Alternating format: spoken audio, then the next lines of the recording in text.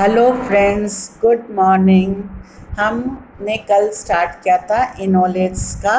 इनोलेट्स क्या होते हैं मैंने बताया था कि मैथिलीन समूह जब दो सक्रिय यौगिक कब कहलाते हैं, जब दो इलेक्ट्रॉन आकर्षी समूह से जुड़े हों।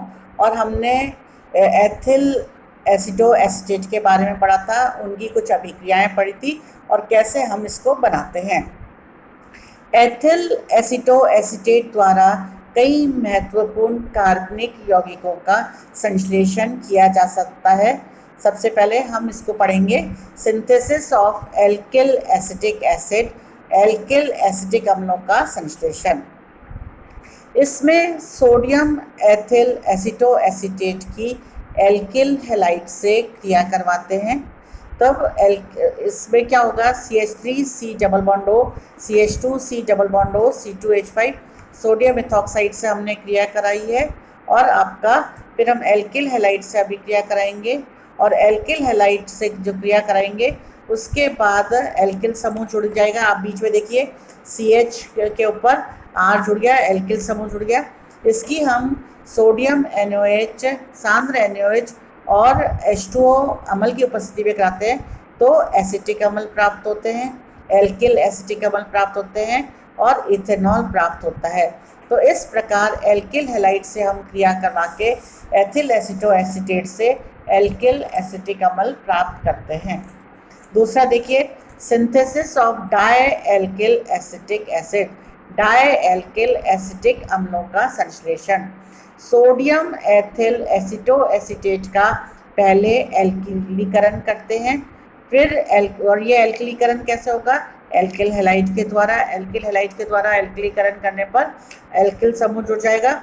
इसके बाद पुनः एल्किल हैलाइड द्वारा क्रिया करने पर अम्लीय जल अपघटन के बाद डाई एल्किल एसिटिक अम्ल प्राप्त होते हैं।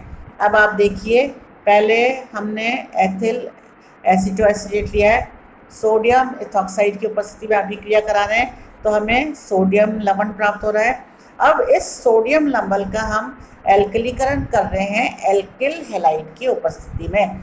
एल्किल हैलाइड से जब हमने इसका एल्किलीकरण करा तो CH पे बीच में मध्य में देखिए आप L ग्रुप जुड़ गया, R ग्रुप जुड़ गया, और फिर इसकी हमने पुनः समान अभिक्रिया को रिपीट किया हमने सोडियम एथॉक्साइड और एल्किल हैलाइड से, तो दूसरा भी एल्किल समूह जुड़ गया। अभी जो कार्बन जो है, ये बीच वाले कार्बन पे दो एल्किल समूह हैं। सांद्र NaOH से क्रिया कराएंगे और जल अपघटन करने पर हमें RRCH या डाई एल्किल एसिटो एसिड प्राप्त होता है। तीसरी रिएक्शन देखिए आप, सक्सिनिक अम्ल का संश्लेषण। सोडियम एथिल एसिटो एसिटेट की जब एथिल क्लोरो एसिटेट से क्रिया करवाते हैं तब प्राप्त उत्पाद का अम्लीय जल अपघटन करवाने पर सक्सिनिक अम्ल का निर्माण होता है। अब आप देखेंगे एथिल रिएक्शन, देखो बेटा, उसमें एथिल एसिटो एसिटेट हमने सोडियम एथॉक्साइड से किया, हमें सोडियम लवण प्राप्त हो रहा है।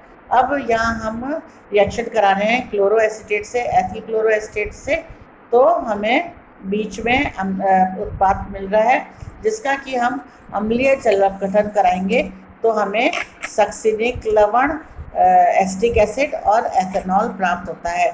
तो इस अभिक्रिया के द्वारा हमने सक्सिनिक अम्ल प्राप्त किया। अब नेक्स्ट रिएक्शन देखिए, द्विक्षारकीय अम्लों का संश्लेषण। सोडियम एथिल एसिटो एसिटेट के दो अणु एल्कीन डाइआयोडाइड से क्रिया करके उत्पाद देते हैं जिसका अम्लीय जल अपघटन करने पर द्विक्षारकीय अम्ल प्राप्त होता है। अब आपका एथिल एसिटो एसिटेट है, सोडियम अपन एथॉक्साइड से क्रिया करेंगे तो पहले सोडियम लवण प्राप्त हो रहा है। ये सोडियम लवण जो है आपका एल्कीन डाइआयोडाइड ICH2 से क्रिया करेंगे, सोडियम आयोडाइड निकल जाएगा आपका और मध्यवर्ती उत्पाद प्राप्त होगा जिसका कि हम सांद्र NaOH और से जल अपघटन करेंगे तो एडिपिक अम्ल प्राप्त होता है। CH2COOH, CH2CH2CH2COOH, ये एडिपिक एसिड है, पी क्षारकीय अम्ल है, साथ में एसिटिक एसिड और एथेनॉल प्राप्त होता है। नेक्स्ट रिएक्शन देखिए आप, पांचवी रिएक्शन देखो बेटा, अल्फा बीटा असंतृप्त अम्लों का संश्लेषण। एथिल एसिटोएसिटेट की कार्बोनिल यौगिकों के साथ क्षार उत्प्रेरित अभिक्रिया है, जिसमें आगे अम्लीय जल अपघटन द्वारा उत्पाद प्राप्त होते हैं। तो वही आप एसिटल्डिहाइड से अपन ने अभिक्रिया कराई है और अपना मध्यवर्ती बनता है, जिसका कि जल अपघटन कराने पर हमको असंतृप्त अम्ल या क्रोटोनिक अम्ल प्राप्त होते हैं। तो ये क्रोटोनिक अम्ल प्राप्त होते हैं और ये अभिक्रिया जो है असंतृप्त अम्ल बनाने के काम आती है। अब नेक्स्ट रिएक्शन देखिए, मैथिल कीटोनों का संश्लेषण।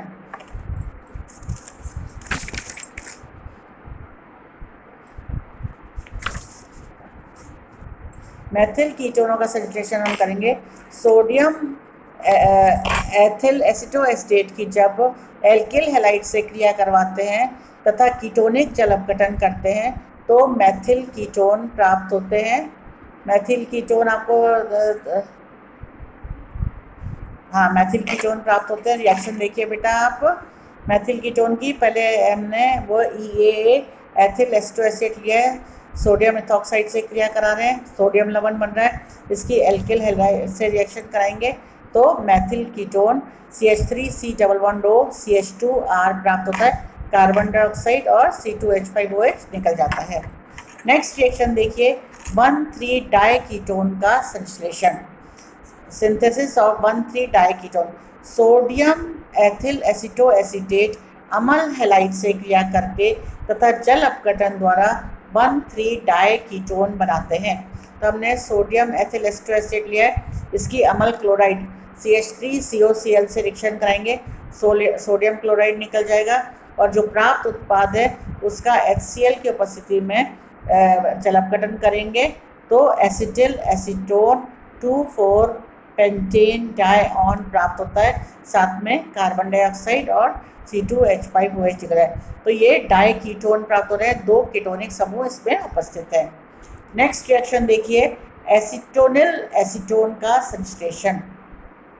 यह अभिक्रिया आयोडीन द्वारा होती है।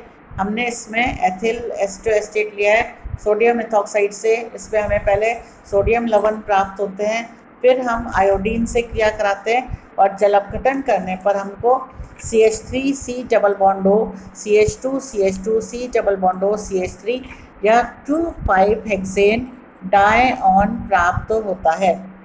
इसे हम एसीटोनाइल एसीटोन भी कहते हैं।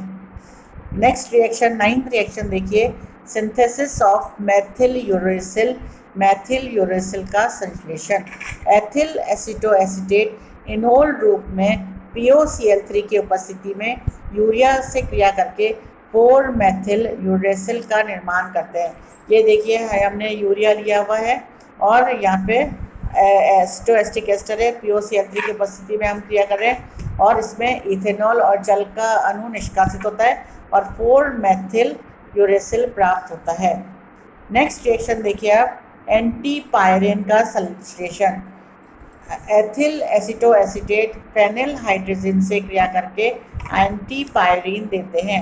ये फेनिल हाइड्रोजन हो गया आपका C6H5NH2, इसमें इथेनॉल निकलता है, जल का अणु निकलता है और एंटीपायरीन एक साइक्लिक संरचना जो है वो प्राप्त होती है।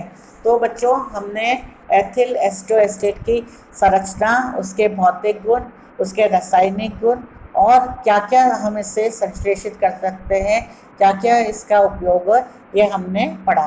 धन्यवाद।